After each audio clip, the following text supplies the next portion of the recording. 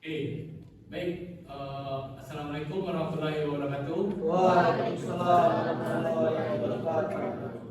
Selamat siang, Anda semua. Kali ini kita di mata kuliah pengantar teknologi informasi pertemuan keempat itu kita bahas software ya. Jadi di minggu lalu kita bahasnya tentang hardware. Ada masih ingat kita tentang hardware? Masih lah ya. Masa seminggu baru sudah lupa. Nah, terkait dengan pembelajaran hari ini kita belajar software itu sub CPMK-nya yang akan didapatkan di pertemuan hari ini ialah mahasiswa mampu memahami dan mengurai jenis serta fungsi software pada komputer. Dan indikator penilaiannya itunya mahasiswa mampu menjelaskan jenis dan fungsi software serta bentuk perkuliahan kita collaborative learning, mana kita nanti akan saling berdiskusi, saling bertanya jawab. Nanti saya menjelaskan, mungkin ada pertanyaan dari Anda semua atau beberapa di collaborative learning untuk pembelajaran kita. Nah, terkait materi itu tentang software komputer. Ini terkait LPS. Oke. Nah, kita akan masuk ke software. Nah, oke. Jadi minggu lalu pertemuan kita itu bahas tentang hardware. Jadi siapa yang masih ingat apa itu hardware? Ayo, nggak ada? Masa iya lupa semuanya? Oke, bisa silakan. Sesuai yang telah dijelaskan di minggu kemarin, dapat disimpulkan bahwa hardware atau perangkat keras yaitu komponen fisik yang terlihat, dapat disentuh, dan memiliki bentuk yang membedakan data yang beroperasi dan yang ada di dalamnya. Contoh perangkat kerasnya yaitu seperti prosesor, monitor, keyboard, dan printer. Oke, itu bisa. Oke, jadi hardware itu ialah perangkat keras. Jadi apapun bentuk di komputer yang terlihat, baik itu monitor, printer, mouse, dan lain segala macamnya yang bisa kita lihat secara jelas, nah itu bisa kita sebut dengan hardware. Nah, mungkin saya evaluasi untuk satu pertanyaan lagi. Siapa yang bisa menjelaskan apa saja itu contoh hardware beserta fungsinya? Oke, Ivan. Dari pembelajaran kemarin dapat saya sebutkan bahwa contoh dari hardware yaitu yang pertama ada CPU. CPU itu Central Processing Unit. Itu tuh merupakan bisa dibilang dikatakan sebagai otak dari komputer. Fungsinya itu bertanggung jawab untuk menjalankan instruksi yang melakukan pengolahan data dalam komputer. Berikutnya ada yang namanya RAM. RAM itu bisa kita katakan sebagai Random Access Memory. Random Access Memory itu adalah contoh hardware yang berfungsi sebagai tempat penyimpan sementara data dan instruksi yang sedang digunakan oleh CPU. Oke, mungkin cukup dua itu aja untuk contoh. Mungkin ada lagi yang lain menambahkan untuk contoh. Oke, jadi itu mungkin cukup untuk review kita di minggu lalu terkait hardware. Nah, untuk saat ini kita akan bahas tentang software. Ya. Nah, kira-kira siapa yang tahu apa itu software? Apa itu software? Coba kita mulai dari sini. Oke, ya software. Dalam pengetahuan saya, software itu perangkat lunak yang ada di dalam komputer. Perangkat lunak yang ada di dalam komputer. Mungkin dia tahu apa contohnya sekaligus lihat. Contohnya mungkin tools-tools yang digunakan seperti untuk membuat HTML, kayak Visual Studio itu. Oke. Berarti itu termasuk perangkat lunak aplikasi namanya. Nanti saya terangkan lagi lebih detailnya. Jadi yang disebut Ziad adalah perangkat lunak aplikasi. Jadi software ini ada nanti kita bagi dua. Yang pertama itu perangkat lunak aplikasi, terus selanjutnya ialah perangkat lunak komputer itu sendiri. Oke. Saya lanjutkan. Nah, ini terkait definisi dan pengertian software. Ya. Jadi software itu ialah program komputer yang memungkinkan sebuah komputer dapat melaksanakan tugas sebuah program komputer yang memungkinkan dapat melaksanakan program tertentu. Selanjutnya dijelaskan bahwa software itu terdiri dari kumpulan instruksi dan data yang disimpan di dalam memori komputer. Jadi kalau tidak ada memori, instruksinya mau disimpan kemana? Itu. Di software itu juga membutuhkan sebuah memori. Sedangkan fungsinya menyiapkan program aplikasi sehingga proses kerja komputer dapat terkontrol. Dan lanjut, fungsinya sebagai perantara antara pengguna kita, user, kita ini pengguna komputer biasa disebut dengan user. Nah, dengan perangkat keras, hardware, untuk melakukan suatu proses. Jadi fungsinya juga antara penghubung kita dengan monitor mungkin, dengan keyboard, dengan mouse, CPU dan lain segala macamnya. Nah, itu juga salah satu dari fungsi software. Oke. Nah, kembali ke definisi. Nah, program komputer yang memungkinkan sebuah komputer melakukan sebuah tugas tertentu. Kira-kira contohnya ada yang tahu? Oke, saya jelaskan saja. Mungkin terkait kalian browsing lah. Jadi program komputernya kan biasanya disebut dengan web browser. Nah, di web browser mungkin ada lagi beberapa macam filenya. Mungkin ada Google Chrome, Mozilla, apalagi kira-kira? Windows, apalagi kira-kira? Bing, oke. Apalagi? Opera mungkin. Nah, itu contohnya. Apalagi guys? Sublime Text bukan termasuk ke web browser. Safari. Nah, Safari. Oke.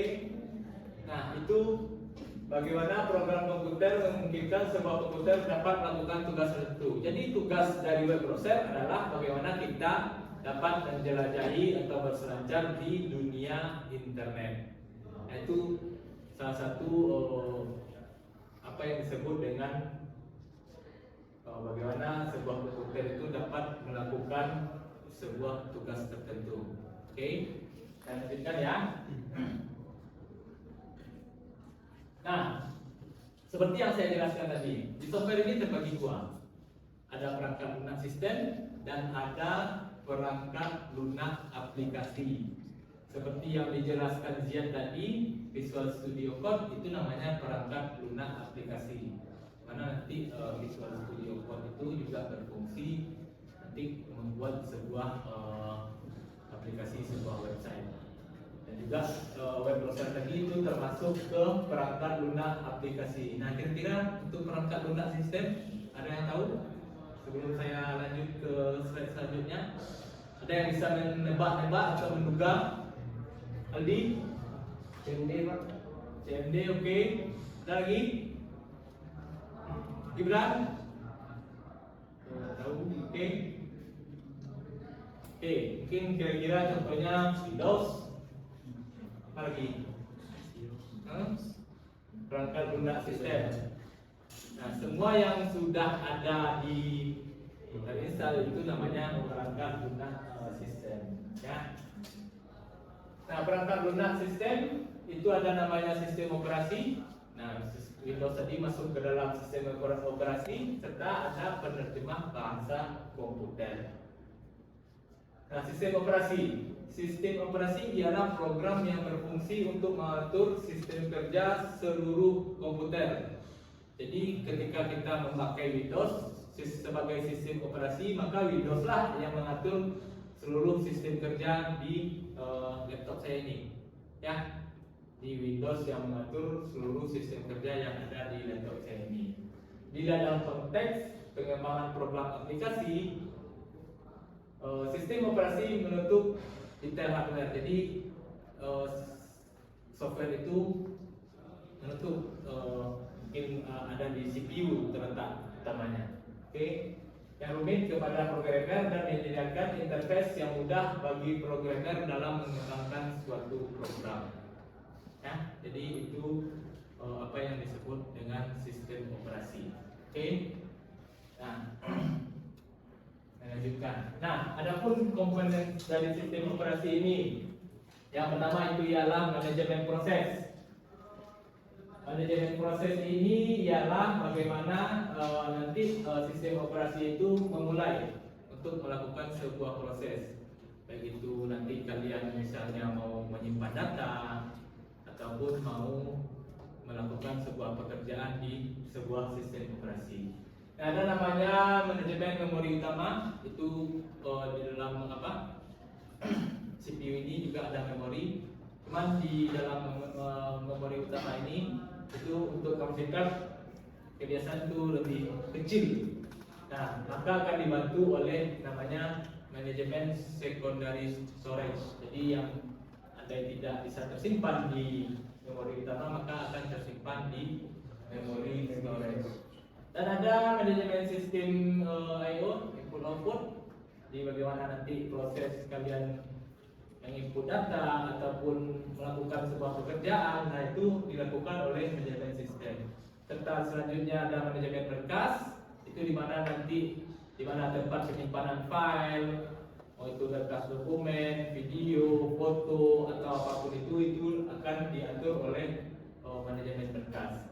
Selanjutnya ada sistem proteksi. Nah, biasanya di sistem operasi itu juga memiliki sistem proteksi perlindungan, mungkin dari ancaman malware atau mungkin dari inginnya kalian ada sebuah keamanan pribadi, privacy lah di laptop atau komputer kalian. Selanjutnya itu jaringan, karena sistem operasi juga sudah menggunakan jaringan pada laptop ataupun komputer kalian. Oke. Nah, adapun bagian dari sistem operasi mungkin kalian sudah banyak yang kenal ini. Ada Windows, Unix, Linux, Solaris, ada Novel, macOS, DOS sama FreeBSD. Nah itu kalau kalian kenal yang mana aja ini? Wah? Windows. Kalau Linux kenal? Hah? Linux gimana Linux? Belum. Nanti kalau sudah jadi apa tuh programmer mungkin nanti kalian lebih kenal tuh dengan Linux. Kalau macOS, iOS untuk pengguna Apple ya. Berarti belum ada yang pengguna Apple di kelas ini ya? Udah ada. Untuk laptop belum. Berarti untuk smartphone udah. Nah, smartphone itu juga sistem operasinya menggunakan macOS. Itu harus kenal kalian tuh apa sistem operasi yang digunakan di smartphone. Smartphone itu kan ada Android sama Windows. Oke. Kita lanjutkan. Nah ini yang mobile. Nah sama sepertinya ada Windows lagi, ada Android. Dan kebanyakan untuk sekarang ini Android sama iOS ya. Java itu udah ketinggalan sekali kayaknya. Kita juga udah kurang sekarang. BlackBerry apalagi sudah. Ada yang kenal BlackBerry nggak? Pernah pakai BlackBerry? BlackBerry itu hilang di Indonesia kira-kira tahun 2013 bukan? 2015 hilang. Itu di Indonesia ya. Kalau dia menyatakan bangkrut kapan? Pak tahu kan? Ini tutup. Kurang tahu ya. Tapi kalau di Indonesia setahu saya 2014 atau 2015 gitu. Ya.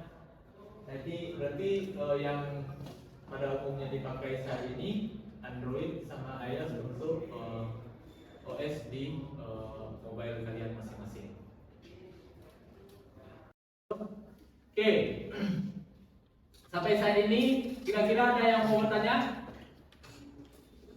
Oke, lihat. Soal cloud software Pak. Soal? Cloud software. Cloud? Guna awan. Cloud system. Ya, oke. Itu kan termasuk software. Oke. Nah itu tuh software aplikasi atau software sistem Pak. Terus Oke. maksudnya software itu apa Pak? Cloud system itu sebenarnya itu kan berfungsi untuk penyimpanan data yang dilakukan oleh pihak ketiga. Ya, oke. Jadi itu bagian masuknya ke perangkat lunak aplikasi yang dibuat oleh seorang programmer yang bisa dimanfaatkan oleh kita sebagai user untuk penyimpan data. Sebenarnya konteksnya sama dengan Google apa? Google Drive. Konteksnya sama ya. Konteksnya sama dengan Google Drive, cuman beda pemilik. Kalau Google Drive pemilik Google, mungkin cloud pemiliknya ada lagi cloud. Mungkin perusahaannya saya juga nggak tahu. Oke, ada pertanyaan lagi? Oke, Nora? Apakah komputer itu dapat beroperasi tanpa adanya software? Tanpa adanya software. Oke, pertanyaan yang bagus dari Nora. Apakah komputer dapat beroperasi tanpa adanya software? Saya lempar dulu lah ke kawan-kawan. Ini menarik pertanyaannya. Gimana kira-kira bisa nggak komputer itu dijalankan tanpa adanya software? Tadi bisa kira-kira komputer dijalankan tanpa adanya software? Kalau untuk hidup bisa Pak, cuman kalau untuk mengenai kebutuhan kita mungkin enggak Pak. Oke, kalau untuk sekedar komputer hidup atau laptop hidup bisa, tapi untuk melakukan apa Tidak bisa. tidak bisa. Oke, sebenarnya Aldi kalau terkait software, apalagi sistem operasi, kalau di komputer atau laptopnya belum terinstall sistem operasinya, otomatis hanya hidup. Ya, tak tahu dia mau ngapain lagi, cuma sekedar hidup, palingan yang muncul itu apa? Ya, blue screen aja, nggak tahu mau ngapain. Itu kalau tidak punya sistem operasi. Oke, kalau sudah punya sistem operasi, komputer tetap jalan. Nah, aplikasinya lagi, perangkat lunak aplikasi lagi yang ditanya Nora. Misalnya Nora mau ngetik, berarti Nora harus punya software Office. Kalau mau ngetik atau mau pakai Excel, semua Office apa aja? Ada Word, Excel, PowerPoint dan lain segala macam. Nah itu, kalau cuma ada sistem operasi tanpa ada perangkat aplikasi lainnya, tentu Nora harus download lagi perangkat lunak aplikasinya. Nah itu kira-kira kalau untuk jawaban dari pertanyaan Nora. Oke. Nah, mungkin untuk ini perangkat lunak aplikasi saya jelaskan sedikit. Dimulai dari bahasa pemrograman, program aplikasi, dan program utilitas. Nah ini saya terangkan sedikit. Jadi ketika sebuah aplikasi itu dikembangkan, dibuatlah kira-kira oleh programmer, itu dimulai dengan dia melakukan pengkodean melalui bahasa pemrograman. Ada nanti bahasa pemrogramannya HTML, ada C++, ada PHP, ada lain segala macamnya. Nanti kita pelajari di mata kuliah yang lain ya. Nah dimulai dari si programmer merancang sebuah pengkodean lewat bahasa pemrograman. Nah setelah selesai itu jadilah sebuah aplikasi. Ya, jadi sebuah aplikasi. Berarti si Office tadi yang kita ceritakan, ada yang mengembangkan aplikasi tersebut. Tidak hanya mengembangkan, dimulai dari menciptakan lalu berkembang hingga sekarang. Sudah terakhir Office berapa sekarang yang kalian tahu? Saya tahu yang terakhir itu Office tahun 2019. Mungkin ada lagi update-nya. Atau belum ada yang pakai 2019?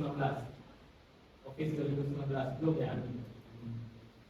Dia Office berapa kali? 2019. Oke. Nah, tuh. Nah, kalau program utilitas itu biasanya maintenance, perbaikan segala macam. Nah, itu dapat dilakukan oleh programmer nantinya dengan secara otomatis kita unduh lagi pembaruan aplikasi tersebut. Oke, mungkin itu saja terkait materi di minggu ini terkait materi software. Oke, pertanyaan Pertanyaan sudah. Mungkin ada lagi yang mau menyimpulkan terkait pembahasan kita di minggu ini? Silakan. Yang mau menyimpulkan? Oke, Nasya. Masyarakat tangkap materi yang telah Bapak jelaskan. Secara sederhana, software merupakan suatu program yang terdapat pada komputer yang menjalankan fungsi atau program tertentu. Software itu terbagi dari dua, yaitu perangkat lunak pada komputer atau sistem dan perangkat lunak pada aplikasi.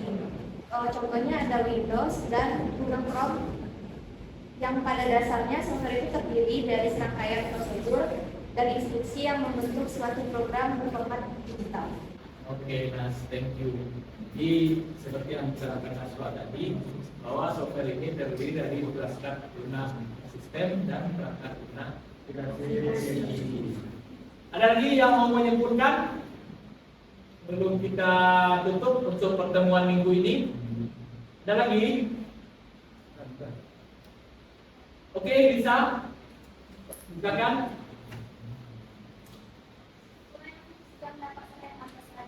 Bahwa dapat disimpulkan software adalah suatu program di dalam komputer yang menjalankan fungsi yang dapat menjalankan fungsi tertentu. Perangkat lunak ini dapat dibagi menjadi dua, yaitu perangkat lunak sistem dan perangkat lunak aplikasi. Fungsi dari software itu bisa sebagai pelengkap komputer agar dapat dioperasikan dengan baik oleh perintah-perintah. Oke, Lisa. Oke, sudah disimpulkan oleh dua teman kita, yaitu Nasya Pritami Hanifah dan Lisa Fitriana Ayani. Nah, itu bagi yang aktif di dalam diskusi kita tadi itu akan ada penilaian tersendiri nantinya dari saya sebagai dosen pemangku di mata kuliah pengantar teknologi informasi ini. Oke, kita cukupkan untuk pertemuan hari ini. Lanjut minggu depan kita akan bahas tentang interpretasi data. Ya, jadi silakan baca lagi tentang interpretasi data dan diulang lagi pertemuan kita di minggu ini. Oke, sekian untuk hari ini. Banyak salah, saya mohon maaf. Wabillahi taufiq wal hidayah. Assalamualaikum warahmatullahi wabarakatuh. Waalaikumsalam.